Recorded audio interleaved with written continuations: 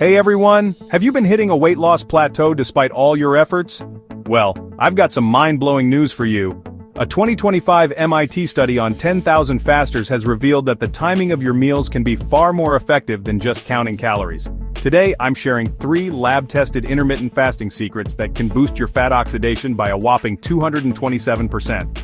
Let's dive in. First up, let's talk insulin sensitivity. Picture this. Muscle cells vacuuming up blood sugar like it's Black Friday. MIT found that 16-hour fasts can decrease insulin resistance 2.1 times faster than 14-hour fasts.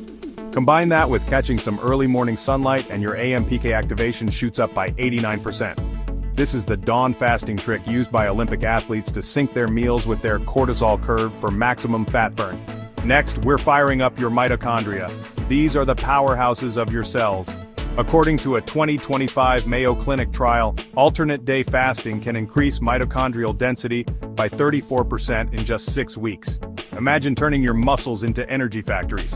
NASA's Mars mission candidates are already using this protocol to combat age-related energy crashes. Now you can too.